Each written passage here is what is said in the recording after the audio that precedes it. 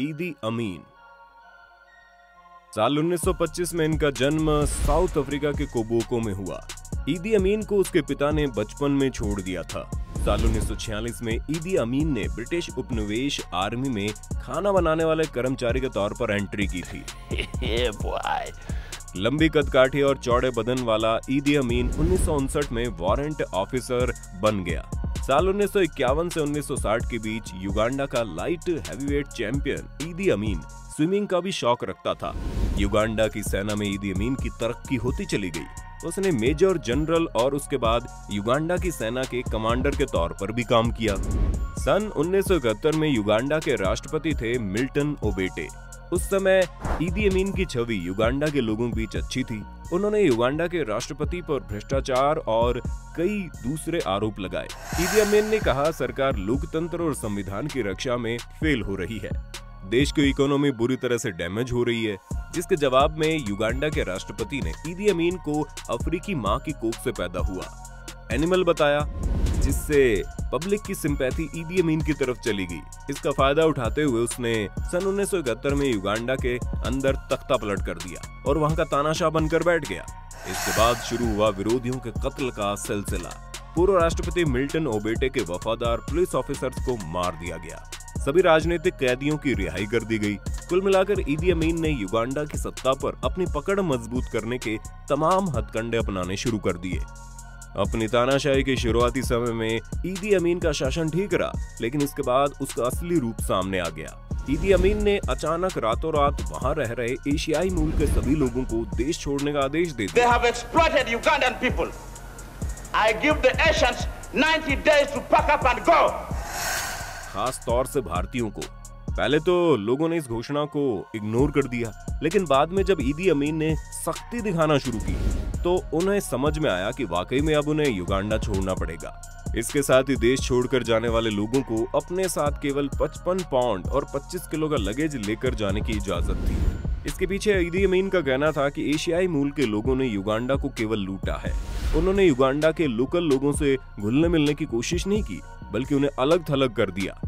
इन भारतीय लोगों में से कई लोग ऐसे थे जो अपनी पूरी जिंदगी में युगांडा से बाहर नहीं गए थे। ईदी अमीन को रोकने के लिए ब्रिटेन के एक मंत्री रिपन उससे मिलने के लिए युगांडा पहुंचे ताकि ईदी अमीन को मना सके, लेकिन ईदी अमीन ने उनसे मिलने से इनकार कर दिया। वो लगभग 5 दिन वेट करते रहे। आखिरकार चौथे दिन ईदी अमीन ने ब्रिटेन के विदेश मंत्री से मुलाकात की, लेकिन ईदी अमीन का फैसला नहीं बदला।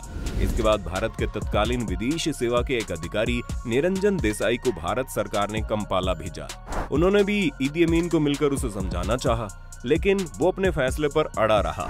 बाद में निरंजन देसाई ने अपनी किताब में लिखा था कि जब वो कंपाला पहुंचे तो उन्होंने देखा वहां पर लोग बड़े परेशान थे और उनके लिए युगांडा छोड़कर जाना सबसे बड़ी मुसीबत बन गया था। फिर भी कुछ अमीर लोगों ने अपने पैसों को डाइवर्ट करने का एक नया तरीका निकाला। इसके लिए लोगों ने परिवारों के साथ घूमने का प्लान बनाया। होटल बुकिंग और सारी चीजें पहले से ही कर ली गई और जब वो युगांडा से अपने देश पहुंचे तो उन्होंने वहां अपने पैसे रिफंड ले लिए। ईदी अमीन के इस फैसले के चलते पूरी दुनिया में उसकी अच्छी खासी बदनामी हुई। बाद में उसने अपने इस फैसले के सपोर्ट में ये कहा कि अल्लाह उसके सपने में आया था और उसने एशियाई मूल के लोगों को युगांडा से बाहर निकाल देने का आदेश दिया है। लेकिन इस खेल के पीछे असली सूत्रधार था लीबिया का तानाशाह कर्नल गद्दाफी। दरअसल उसने ही ईदी अमीन को यह सलाह दी थी कि युगांडा की सत्ता पर उसकी पकड़ तब मजबूत होगी जब वहां की इकोनॉमी उसके हाथों में होगी। उस समय तक युगांडा की सारी इकोनॉमी एशियाई मूल के लोगों के हाथों में थी, इसलिए उसने एशियाई मूल के लोगों को देश से निकाल दिया और युगांडा की इकोनॉमी को अपने कब्जे में करने की कोशिश की। कर्नल गद्दाफी ने ईदी अमीन को बताया कि वो किस तरह उसने लीबिया को इटली के लोगों से मुक्त करवाया और वहां का शासन अपने हाथों में ले लिया। कुछ ऐसा ही उसे युगांडा में करना चाहिए। ये बात सामने आई थी famous writer George Ivan Smith की किताब द घोस्ट ऑफ कंपाला में। जॉर्ज की एक किताब युगांडा के तानाशाह ईदी अमीन के शासनकाल पर बेस्ड है। ईदी अमीन ने केवल एशियाई मूल के लोगों के साथ ही अन्याय नहीं किया, बल्कि अपने देश के नागरिकों के साथ भी उसका बर्ताव बहुत ही क्रूर था। उसने लगभग 10 लाख लोगों की हत्याएं की, जिसमें जज, पुलिस ऑफिसर्स, प्रोफेसर, साइंटिस्ट के अलावा राजनीतिक पार्टी से जुड़े हुए वो लोग जो नेताओं की चमचागिरी में शामिल थे। उसने अपने विरोधियों का सर कुचलने में कोई कसर बाकी नहीं रखी। साल 1970 के दशक में तख्ता पलट से पहले तक युगांडा में भारतीयों की अच्छी खासी तादाद रहा करती थी। लगभग वहां के हर सेक्टर में भारतीयों का बोलबाला था। युगांडा के सिल्वर स्क्रीन पर इंडियन फिल्में दिखाई जाती थी। वहां की सड़कों का नाम भी भारतीय लोगों के नाम पर रखा गया था। वैसे भी युगांडा के डेवलपमेंट में इंडियंस का बड़ा हाथ था। युगांडा में रहने वाले हर भारतीय बेसिकली अंग्रेजों के जमाने में हिंदुस्तान से वहां ले जाए गए। गिरिमाटिया मजदूरों के वंशज थे, जिनके वंशज अब पीढ़ियों से वहां रह रहे थे। अंग्रेजों के साथ मिलकर इन लोगों ने अपनी जान पर खेलकर युगांडा का इंफ्रास्ट्रक्चर डेवलप किया था।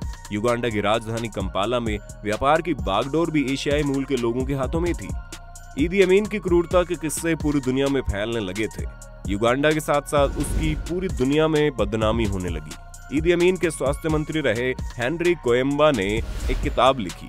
इस किताब में उन्होंने ईदी अमीन के काले कारनामों का पूरा चिट्ठा लिख डाला। इस किताब का नाम है a state of blood, the inside story of ईदी अमीन। अपनी इस किताब में ईदी अमीन के हेल्थ मिनिस्टर लिखते हैं कि वो अपने दुश्मनों को मारने के बाद उनकी लाश के साथ अकेले वक्त बिताते थे और जो डेड बॉडीज बच जाती थी उसमें से ह्यूमन बॉडी ऑर्गन गायब रहते थे, जिनमें किडनी, लिवर, प्राइवेट पार्ट्स के अलावा होंठ भी कटे हुए मिलते थे। लोगों का कहना था कि वो अपने दुश्मनों के शवों के साथ भी वो बहुत ही बुरी तरह पेश आता था। दुश्मनों के शवों के साथ वो अकेले समय बिताता था, मगर किसी को नहीं मालूम था कि आखिरकार ईदी अमीन अकेले में उन शवों के साथ करता क्या था।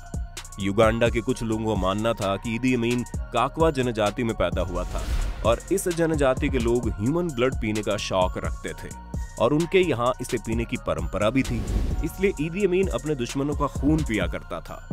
कोएम्बा ने अपनी किताब में आगे और खुलासे किए हैं। उन्होंने लिखा, साल 1975 के अगस्त महीने में जब ईदी अमीन अपने अधिकारियों के साथ एक बैठक ले रहा था, इस बैठक के दौरान उसने अपनी एक जर्नी का जिक्र किया। उसने बताया यात्रा के दौरान उसे एक बार बंदर का मांस परोसा गया, जो कि इंसान की मांस से भी खराब था। यहाँ ये बात सामने आती है कि ईदी अमीन को इंसानी गोश्त खाने का बड़ा शौक था। ईदी अमीन ने कई बार अपने अधिकारियों के सामने बड़बोलेपन में इस बात को स्वीकार किया कि उन्होंने इंसानी गोश्त खाया है। इंसानियत उस समय तार-तार हो गई जब उसने कहा, लड़ाई के दौरान अगर कोई साथी सैनिक शहीद हो जाता है तो उसका मांस खाकर दूसरे सैनिक सरवाइव कर सकते हैं। इसके बाद ईदी अमीन के एक नौकर ने उसके बारे में जो खुलासे किए हैं उसे सुनकर लोगों के रोंगटे खड़े हो गए। उसने बताया, कमांड पोस्ट पर ईदी अमीन का घर था, जिसका एक कमरा हमेशा बंद रहता था। उस बंद कमरे में किसी को भी जाने की इजाजत नहीं थी। केवल वो बतौर नौकर उस कमरे में जाया करता था और झाड़ू लगाकर साफ सफाई करके वापस आता था। इसके बाद ईदी अमीन की 5वीं बीवी सारा कियोलाबा वहां आई और उसने नौकर से उस कमरे का रहस्य जानने की कोशिश की।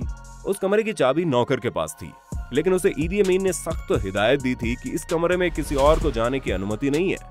लेकिन जब सारा ने बहुत जिद की और उसे कुछ पैसे दिए तो उसने उस रूम की चाबी ईदी अमीन की पत्नी को दे दी। जब ईदी अमीन की पत्नी उस कमरे में गई तो उसने देखा उस कमरे में 2 फ्रीजर रखे हुए हैं। उसने उन फ्रीजर को खोला तो वो न केवल हैरान रह गई बल्कि चीख कर बेहोश हो गई। उन फ्रीजर में एक महिला और एक पुरुष की लाश रखी हुई थी।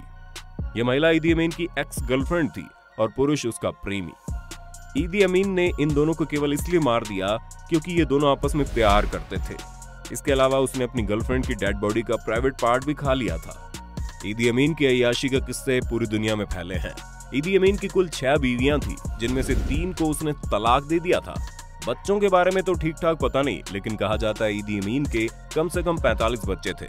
इसके अलावा ईदी अमीन के पास पर्सनल 30 महिलाओं का ग्रुप था जो पूरे युगांडा में फैला था। वो हेल्थ वर्कर और नर्स के तौर पर काम करती थी और ईदी अमीन के लिए पर्सनली सेक्स वर्कर का काम भी करती थी। ईदी अमीन की हरकतों से तंग आकर धीरे धीरे उसके दोस्त और चाहने वाले उसका साथ छोड़ते चले गए और वो अकेला पड़ गया। देश में समस्याओं की कमी नहीं थी। लोगों का ध्यान इससे हटाने के लिए उसने अपने पड़ोसी देश तंजानिया पर हमला कर दिया। तंजानिया की सेना ने उनके विरोधियों के साथ मिलकर युगांडा की ईदी अमीन की सेना को केवल 1 साल में हरा दिया।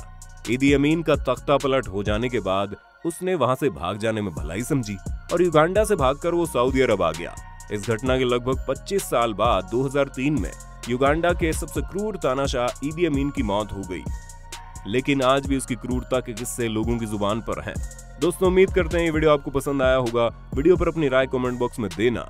जल्दी मिलते हैं नए वीडियो में, तब तक के लिए जय हिंद, जय भारत, वंदे मातरम।